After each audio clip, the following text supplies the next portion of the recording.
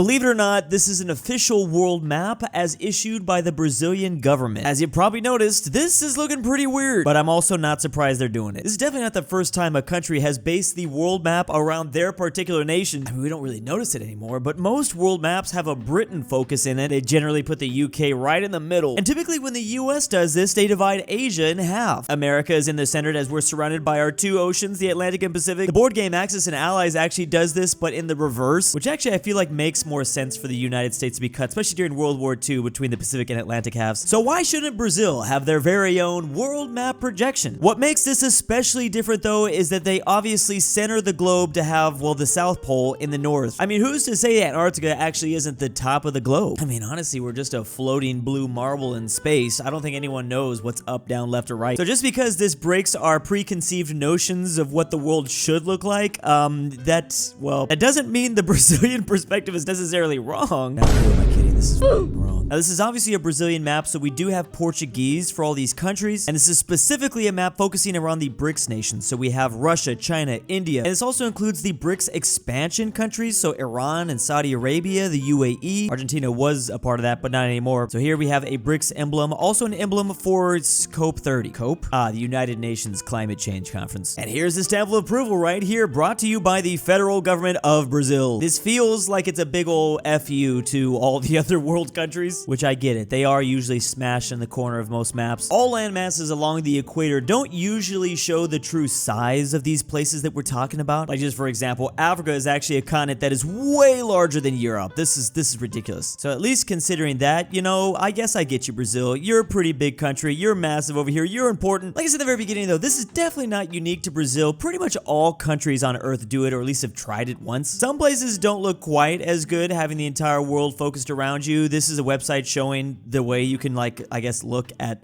different map projections. I do like the Antarctica one here. Side note, but I do love that the community of Portuguese-speaking countries are also labeled here. So if I'm Brazilian and I want to move to a different country, but I don't want to learn any other language than Portuguese, I can move to, well, obviously Portugal, Guinea-Bissau, Sao Tome and Principe, Angola, Mozambique, and the final one, which is crammed here in the corner, East Timor. Those are pretty much the only options. That's kind of it. I should probably just learn a different language, but actually I would just move to Portugal, get that EU citizenship, then move anywhere. Attack on Titan world map. Possibly the most immersive Civ game ever with Nepal. That would be a crazy world start. Look at where Nepal is. They're surrounded by so many different great powers. Well, they always are. It's just this map really shows it. They also went out of their way to make sure Argentina has their islands. It's not called the Falklands. Literally some of the only islands actually labeled on this map. Well, I guess they're really trying to make sure they're cool with Argentina again. This whole thing just reminds me of one of my favorite alternative world map perspectives. This is a perspective of Russia looking at Europe. Once you start looking the way other countries see the world map, you can really understand their foreign policy and why they've done historically what they've done. Also explains why so many European nations have invaded them. It's just all big old flat land right here. You can just walk on in.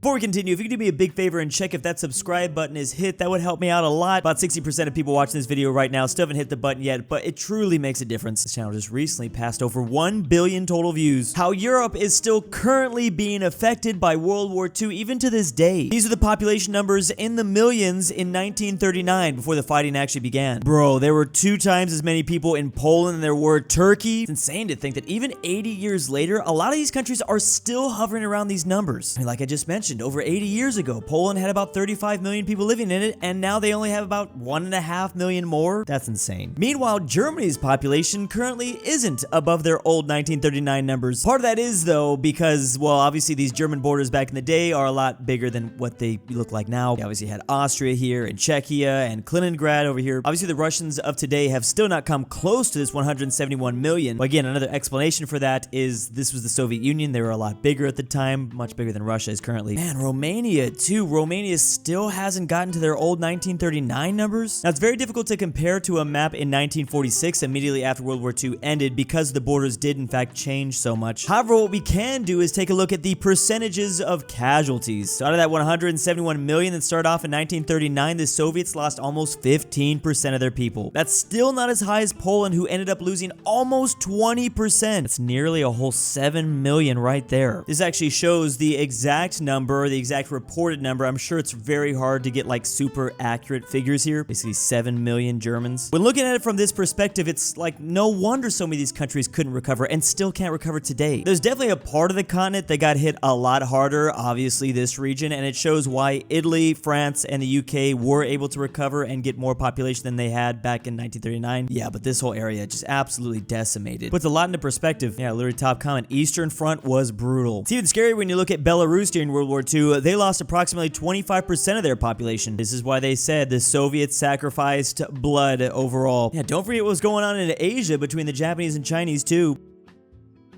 Depending on where you are in the world, you're going to have some significantly different worries. For example, if you are from Poland, your number one concern is war. If you're from Germany, your number one concern is war. Also Denmark, also Sweden. I'm actually really surprised at the Baltic states though. There's obviously a pattern here in this map. The closer you are to Russia, the more you might be worried about war. For Estonia and Lithuania, they're just focused on taxes. How bad is that tax situation over there then? I mean, dang, if it's high enough, I might be like, you know what, just send me to war. I don't want to live anymore. Romania, who's pretty close to Ukraine, who's obviously at war with Russia, their number one concern is health, which I feel like is similar to war. You can't really have this, well, when this is going on. Health is a very big concern in most of Western Europe, including Luxembourg, Belgium, France, Portugal, and Spain. This makes me think, what is my number one concern? Well, first of all, do I even fall in these demographics? I do not. This is between the ages of 15 to 29 years old in the EU. Honestly, I was gonna say taxes. I'm in the US though, I'm in a very different situation. That or housing, the Netherlands and Ireland both focused on housing. It's kind of funny because they're both similarly sized countries too. I wonder if that has something to do with it. Obviously, if you have less land area in your nation, you might have a hard time building houses. Then there's Hungary as the only country with education as their number one concern. You know, as young people being polled, I feel like I thought we'd see more education, to be honest. Then again, when I was this age, I cared about literally everything else but my education. I did not care about that. I was down to be like a hobo on the street. There are several reasons why Hungarian youth are most worried about education. Public education system in Hungary is very undersourced. Also, a massive lack of teachers. Also, teachers' salaries are low. The Lithuanians have balls there right on the border with Russia and worry about taxes. That's what I'm saying. Well, death is certain, whether due to old age or war. It's the taxes that they ought to be worried about. Estonians can multitask their worries. How exactly were they the only country on the list that had two different worries? That's actually pretty impressive. Was it an exact 50-50? Gotta admit, still a little bit surprised by some of these results. I mean, I felt like we'd see a lot more red, specifically from this region, but I definitely knew that Western Europe had very different priorities.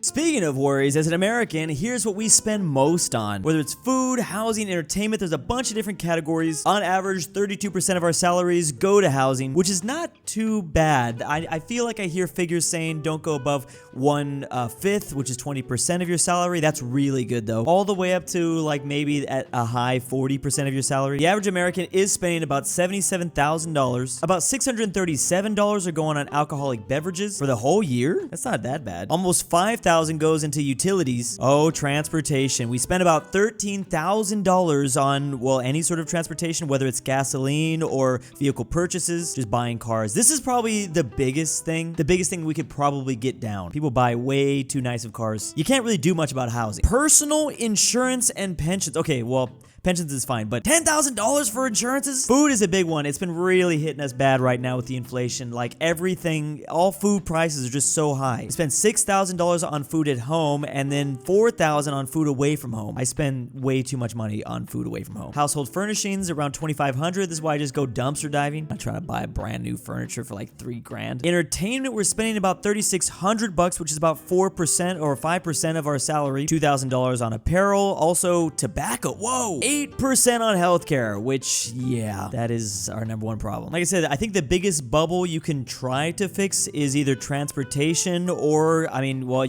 there's not a whole lot we can do about our messed up healthcare system. I mean, you can cut down on a lot of this stuff, but I mean, you need food to survive. Here's an interesting part of the chart, though, showing exactly how much people spend depending on their income level. So sadly, the group with the lowest income are usually spending the most on just food. I mean, it comes down to percentages, of course. Rich people are spending hella on food. 10% of $200,000 income. Also, sadly, the further down in income categories you go, the bigger percentage are going to be based on housing. You're going to be paying on housing. Of course, that's all rented too. I mean, I guess it shouldn't be surprising to see higher percentage numbers. If you're making less money, you're going to have higher percentages on how you have to spend on each one of these categories. We need to spend more money on chart making software, possibly the most difficult to read way of assembling this information. Pretty good monthly budget for beers. This guy's got his priorities right.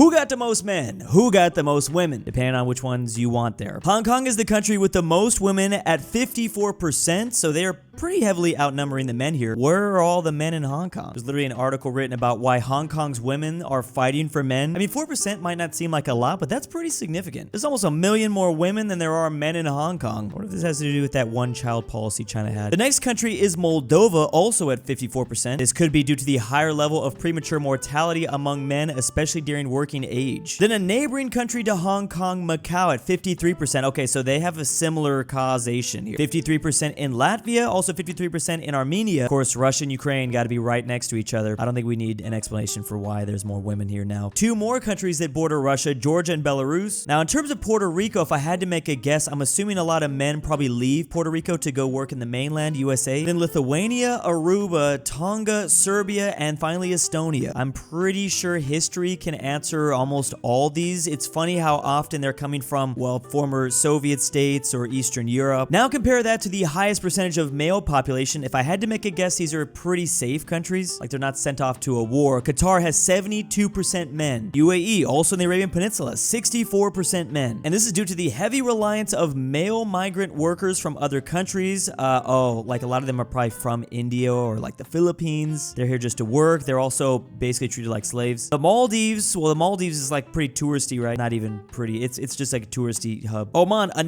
oh my gosh, Bahrain. Again, by safe, I meant like there's not a war going on. Kuwait, Saudi Arabia. Okay, there we go. Seychelles, Palau, Bhutan, Brunei, Equatorial Guinea, Greenland, Malaysia, and Malta. Yeah, so obviously these countries are not currently in a war, really. So that's part of the reason why they haven't lost much of their male population. I'm also wondering if this is the reason why, like, am I gonna be allowed to say this? Like, Middle Eastern girls are pretty, they're pretty demanding. It's probably because they can make those demands. I mean, everyone's going after them. It's my guess anyways. I don't know. Is Hong Kong due to domestic workers from Indonesia and the Philippines? Maybe. Eastern Europe for the win! Oh, they're specifically talking about the female population side. Something to keep in mind is that human beings tend to give birth to more boys than girls, and that's usually because it evens out because boys get themselves killed. The countries with more men, it's all because of the ton of temporary workers they have. Dating game is horrific unless you're gay. Then I would assume these places would be pretty fun.